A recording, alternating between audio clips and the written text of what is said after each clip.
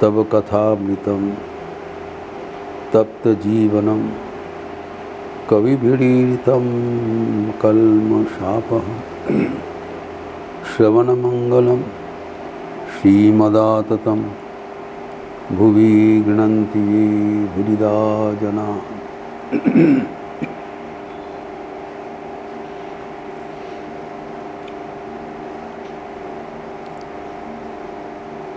गुरु और शिष्य का संपर्क में स्वयं श्री रामकृष्ण का विचार हम लोग चर्चा कर रहे थे। हमारे आध्यात्मिक जीवन में गुरु की भूमिका अपरिसीम है। बिना गुरु हम थोड़ी सी भी आगे नहीं बढ़ पाएंगे। लेकिन परम आदरणीय बात यही है, श्री रामकृष्ण कहते हैं हमारी इष्ट ही गुरु को रूप धारण करके हमारे साथ मदद करने के लिए पहुंच जाते हैं एवं आखिर में इष्ट को दर्शन करवा के इष्ट में ही विलीन हो जाते हैं।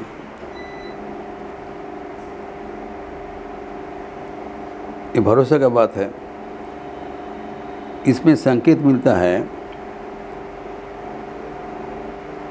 गुरु और कोई नहीं है, इष्ट ही उस रूप धारण करके हमारे पास पहुँचे हैं।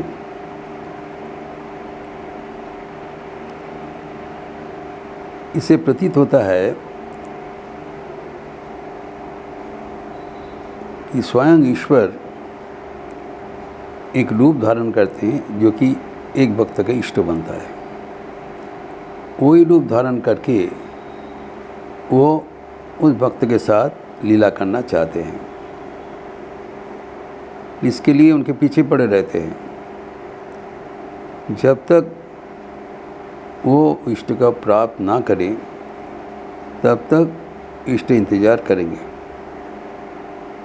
छोड़ेंगे नहीं एवं बारंबार गुरु रूप से आविर्भूत होकर उनका आगे बढ़ाने के लिए प्रयास करेंगे। आखिर में जब इष्ट प्रकट हो जाएंगे तब गुरु का प्रयोजनीयता नहीं रहेगा। The image gets merged in the object। जो प्रतिच्छवि था, प्रतिमूर्ति था, वो मूर्ति के साथ विलीन हो जाएगा। सूर्य का प्रतिबिंब शीशा में लग रहा था, उस शीशा का प्रयोजन नहीं है, वो प्रतिबिंब सूर्य में मिल गया, सूर्य ही रहा। ये है श्री रामकृष्ण के विश्लेषण एवं आध्यात्मिक जगत के लिए सबसे बड़ा शिक्षा। अभी यहाँ पर उल्लेखित है, एक भक्त कहते हैं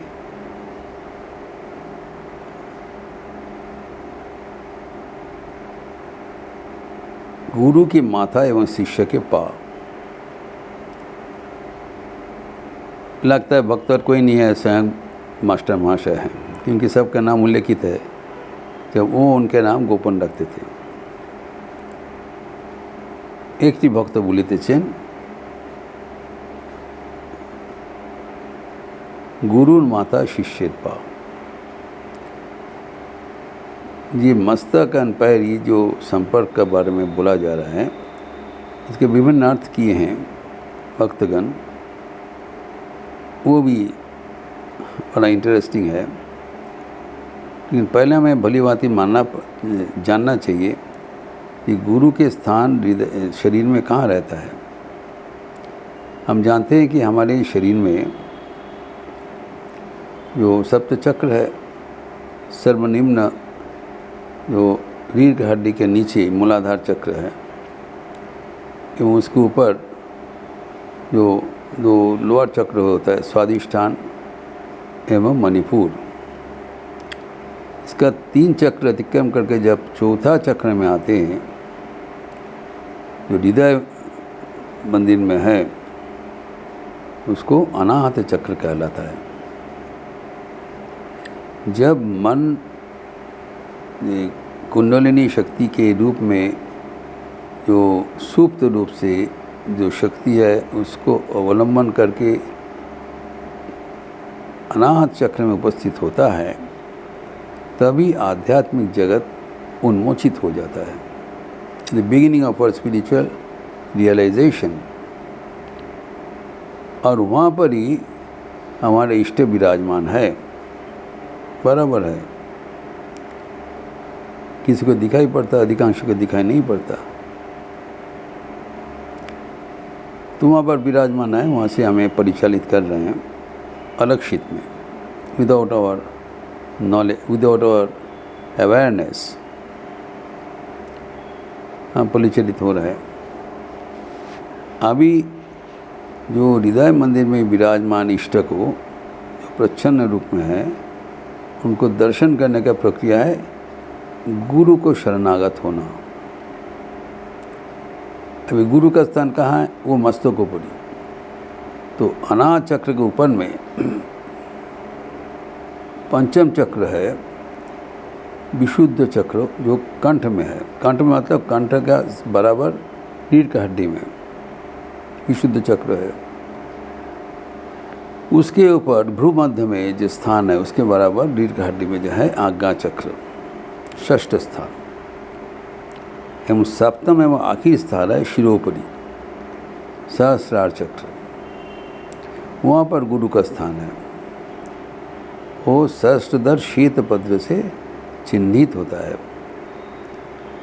तो गुरु का ध्यान वहाँ पर पहले करना का विधेय है, जिसे मंत्र के उपरांत दीक्षा गुरु बता देते हैं।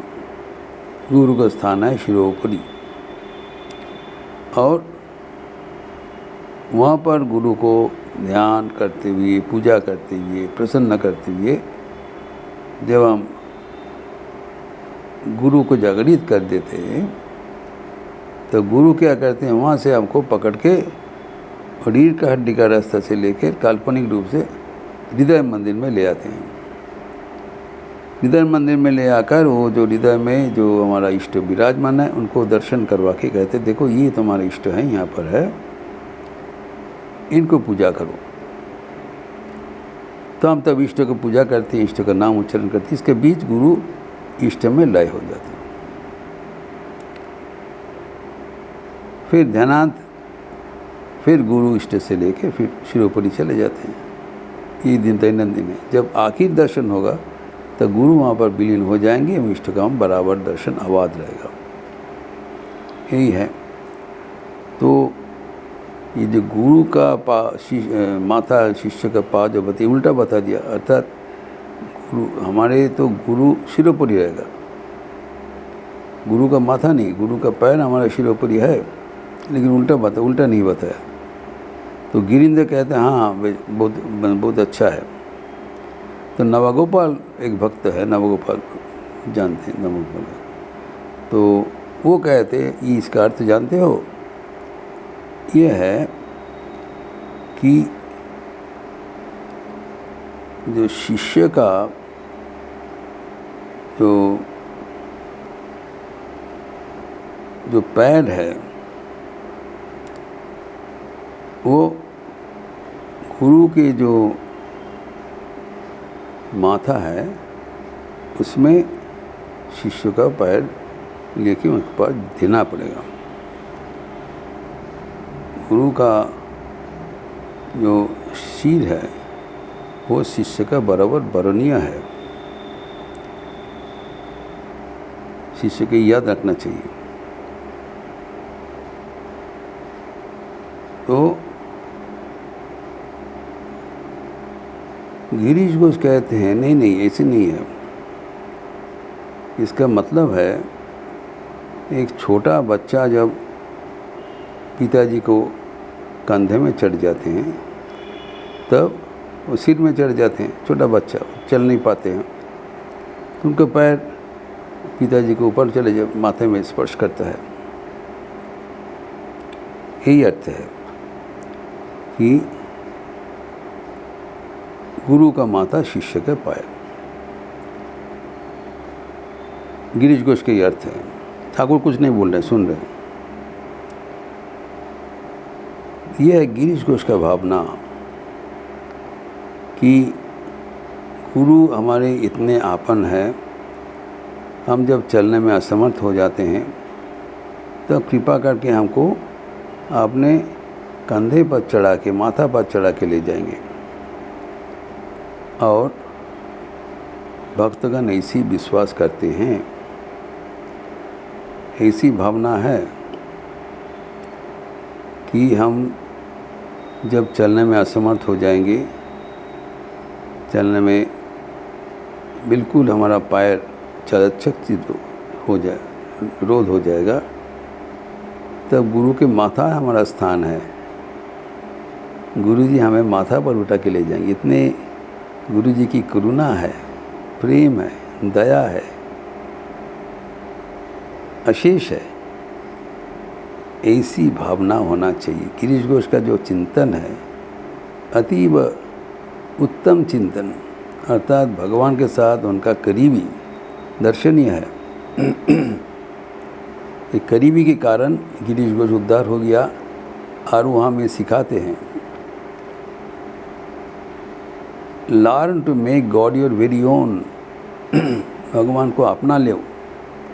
अगर ईश्वर को हम अपना लेते हैं तब सब समस्या का समाधान हो जाता है। इसलिए बताया, गुरु के साथ कोई डर नहीं है, अपना है। कारण वो कृपा करके आके अपने ओर से उपस्थित हुआ है। हम चलकर गुरु के पास नहीं गए, गुरु चलकर यहाँ पर आए और अपने इच्छा से नहीं आए, इष्ट की इच्छा से आए। इष्ट प्रेरित है। गुरु का ये ड्यूटी है, कर्तव्य है हमें उद्धार करना। तो हमारा गुरु के ऊपर जोर है। ऐसे अपनापन होना चाहिए। गुरु को भी नाराज़ नहीं होते हैं। गुरु हमें जानते हैं हमारा क्या कमियां है, वो कमियां पूर्ण करने के लिए ही तो आए हैं। उनका कोई अजना नहीं है। हमारा कुछ कमियां होगा, कुछ अपराध होगा, अकपट हो गए, गुरु के पास निवेदन करें। गुरु कभी नाराज़ नहीं होंगे। गुरु के जैसा हमारा कल्याण कर, गुरु के जैसा हमारा अपना दूसरा कोई नहीं है। कारण वो इष्ट का प्रतिरूप है। ये सब समय मानना चाहिए। वो कोई मनुष्य नहीं है। एवं उनके साथ हमारा इतना ही करीबी है कि हम अगर कभी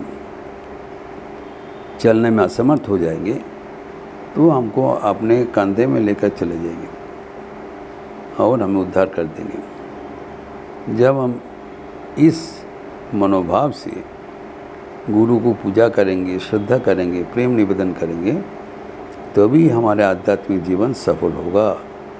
तभी गुरु का कृपा हमारे जीवन में उपलब्ध होगा। गुरु का कृपा तो बहामान है, लेकिन कृपा उपलब्धि करने के लिए हमारे मन का दरवाज़ा खुला रखना पड़ेगा, ताकि परिपूर्ण रूप से हम गुरु शक्ति अनुभव कर सकें एवं इस जीवन में ईश्वर का प्रत्यक्ष करते हुए जीवन सफल कर सकें।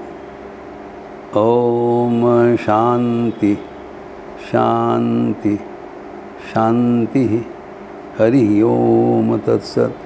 श्री राम कृष्णार्पणमस्तु। आज मंगलवार का अवसर है, पावन दिवस है। संध्या के उपरांत हनुमान चालीसा होगी, लिपि दिया जाएगा। आप सबका स्वागत है। समवेत होकर हनुमान चालीसा पाठ करें।